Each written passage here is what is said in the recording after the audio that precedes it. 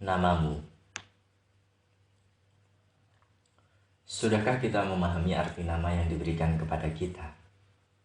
Terkadang kita terjebak dalam sebuah bahasa yang menerjemahkan nama kita lebih dari bahasa aslinya. Hal ini marak di kalangan masyarakat Muslim Indonesia yang memiliki nama berbahasa Arab yang ditranslasikan ke dalam bahasa Indonesia.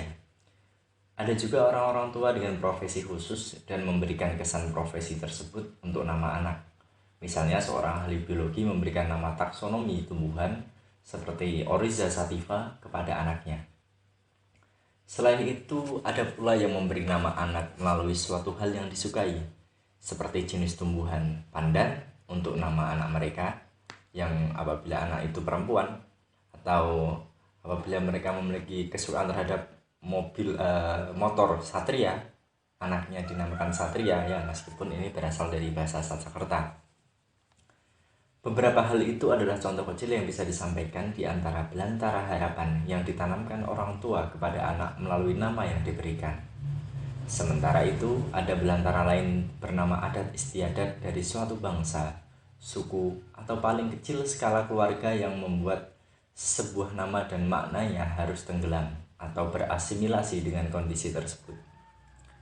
Benarkah sebuah suku memiliki karakteristik dan adalah hak kita untuk menilainya berdasarkan pengetahuan karakter yang kita miliki? Sederhananya, kita tidak pernah benar-benar bisa memahami seseorang yang terlahir dari suku tertentu apabila kita memandang perilaku sebagaimana kebiasaan di suku kita. Sederhananya, bisa diambil contoh dari dari suku Batak dan suku Jawa. Meskipun sejatinya kalau melihat suku Jawa kita harus tahu Jawa yang mana, Jawa Tengah, Yogyakarta, Jawa Timur, dan lain-lain. Begitu pula dengan suku Batak yang mana. Nah, oleh sebab itu, pertama-tama di sini kita coba perbandingkan saja suku Jawa, Yogyakarta dengan suku Batak. Dilansir dari website pinemo.com, terdapat pengetahuan menarik mengenai suku Batak dan suku Jawa, ya, khususnya Yogyakarta. Pengetahuan ini akan dibahas dalam koridor ilustratif untuk melihat ruang tradisi keduanya. Dalam suku Batak ada istilah martarombo, yakni kebiasaan mereka untuk mencari hubungan marga dari siapa saja orang Batak yang ditemui dalam perjalanan hidupnya. Hal itu berhubungan dengan tradisi yang melarang seseorang menikah dalam satu marga yang sama atau yang dianggap satu silsilah. Kita berhenti di sini dulu untuk melihat suku Jawa yang memiliki sifat pemalu, sungkan, ketika mengawali interaksi di lingkungan baru. Kita bayangkan ini dalam sebuah dialog antar Randi, yang merupakan orang suku Batak misalnya, dan Angelin, orang suku Jawa misalnya. Perlu diingat bahwa nama-nama keduanya sekarang tidak terpatok dari suku mana ia berasal, meskipun beberapa orang masih mempertahankan untuk memberi nama anaknya sesuai bahasa sukunya. Dalam kasus ilustrasi ini, perlu rasanya untuk disengaja mengasimilasikan nama modern ke dalam ilustrasi dialogis dari dua suku yang berbeda. Nah, ilustrasi ini dimulai dengan narasi untuk memperkenalkan kedua tokoh imajiner tersebut dalam satu lingkungan, sehingga memungkinkan adanya perkenalan. Randi adalah seorang marketer di sebuah perusahaan multinasional. Sementara itu, Angelin adalah seorang karyawan akuntansi di perusahaan tersebut. Keduanya pertama kali dipertemukan dalam sebuah presentasi produk baru yang dikeluarkan oleh perusahaan tersebut. Pertemuan itu terjadi sebab itu adalah hari pertama Randi bekerja di kantor pusat Jakarta, seperti halnya Angelin yang juga baru saja pindah dari Semarang ke Jakarta. Sekilas melihat Angelin, ada bunga-bunga cinta yang tumbuh di hati Randi. Nah, sebenarnya Angelin ini meskipun kerjanya di Semarang, aslinya adalah orang Jogja.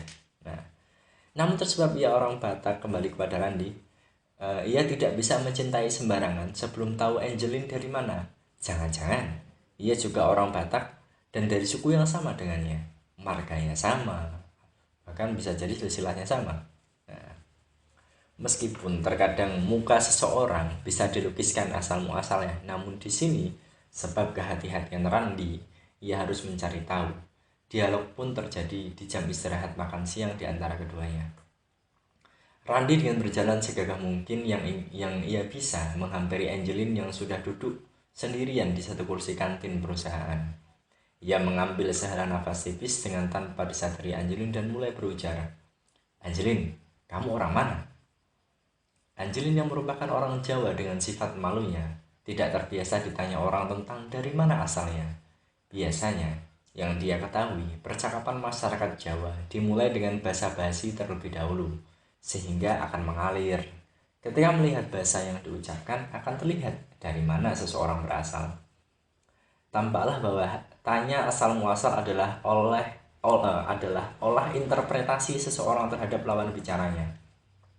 Namun, karena ia mencoba menjaga tradisi sopan santunnya, ia memilih untuk berkilah dan berkata, "Aduh mas, kita belum kenalan loh.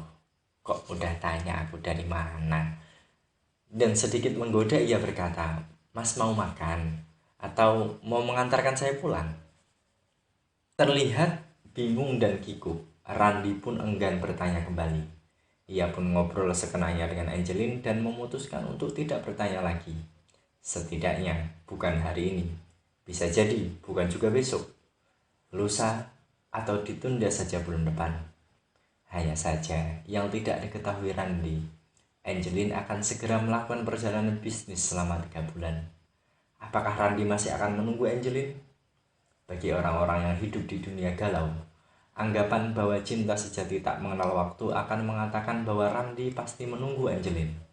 Namun bagi orang Batak yang butuh mengetahui informasi ini sebab dirasa penting dan dapat menentukan masa depan janji sucinya, tentu saja tidak harus menunggu, bukan? Dalam hal sesederhana ilustrasi tersebut, masyarakat Indonesia dengan perbedaan sukunya bisa tidak saling sepaham.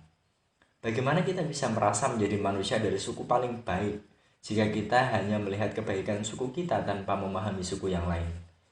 Itulah yang perlu disoroti dari nama sebuah suku yang berasal dari tradisinya. Sifat belak-belakan orang Batak tak semata-mata buruk dibandingkan orang Jawa yang menyantunkan rasa malunya. Kedua sisi memiliki pandangan dan dari sanalah keduanya bineka memiliki tujuan. Hal ini masih sejalan dengan surat Al-Hujurat ayat 13 dalam hal pembahasan bersuku-suku. Lalu apa sebenarnya hubungan pembahasan ini dengan nama individu? Pembahasan ini membutuhkan setidaknya contoh 2 nama yang berbeda. Dilihat tradisi, suku, dan nama yang diambil dari profesi khusus. Contoh pertama, nama lelaki Halomoan Brampu dan Oriza Sativa Ginting untuk perempuan. Keduanya dari Batak. Nama Halomoan memiliki makna lelaki yang disukai banyak orang. Diambil dari website theasianparent.com. Sementara itu Oriza Sativa memiliki makna padi. Ya, ini adalah pengetahuan umum tentang nama ilmiah padi. Setiap hari keduanya akan dipanggil sesuai dengan namanya, dan setiap memanggilnya memberikan doa sebagaimana makna dari nama tersebut. Hal ini sesuai dengan tradisi Islam yang mengatakan bahwa nama atau dalam lebih umumnya ucapan adalah doa. Lebih dari itu, seseorang ilmuwan bernama Masaru Emoto dari Jepang menemukan bahwa artikel molekul air ternyata bisa berubah-ubah tergantung perasaan manusia di sekelilingnya. Dilansir dari wikipedia.org. Inilah garis hubungan dari mana sebuah nama. Pandangan ini terfokus pada sebuah nama sebagai makna murni tanpa melibatkan suasana lingkungan tempat seseorang tumbuh. Kita bisa mengambil sebuah garis bawah. Ketika Halomoan dipanggil dan setiap orang, sadar atau tidak sadar, telah mendoakannya, sifat-sifat dari nama tersebut akan tertanam dalam dirinya. Sifat yang disukai banyak orang tersebut tercermin pula dari sifat yang ditanamkan kepadanya. Misalnya, masyarakat Batak yang memiliki simbol cicak dengan makna memiliki keberadaan di mana saja dan dapat bertahan dalam lingkungan apa saja. Halomoan mungkin di sini dapat mengambil makna seorang yang disukai banyak orang di mana saja dan bisa beradaptasi dengan lingkungan apa saja. Nah, hal ini juga bisa tercermin dalam konsep penamaan Oriza Sativa. Padi dapat menyimbolkan kehidupan sebab masyarakat Indonesia menggunakan beras, nasi, dan berbagai olahan beras lainnya sebagai makanan pokok. Apabila simbol cicak dipakai lagi sebagai dasar hubungan makna, maka bisa pula dimaknai Oriza Sativa yang merupakan orang Batak memiliki sifat makna seseorang yang bisa hidup di mana saja, sebab dapat bertahan dengan berbagai kondisi dan memberi manfaat kehidupan bagi sesamanya. Itulah hikayat sebuah makna namamu. Tentu saja, siapapun dengan nama apapun yang ia sandang, selain memperoleh doa dan harapan dari yang memberi nama dan memanggilnya, ia pun memiliki hak untuk menanamkan makna pada namanya sendiri. Dari sebuah nama kepada suku, kepada kota, kita adalah manusia dalam belantara pengetahuan yang hanya setetes di atas lautan nama yang mungkin belum kita kenal. Dengan mengetahui itu, kita benar-benar bisa mulai mengenal Bhinneka.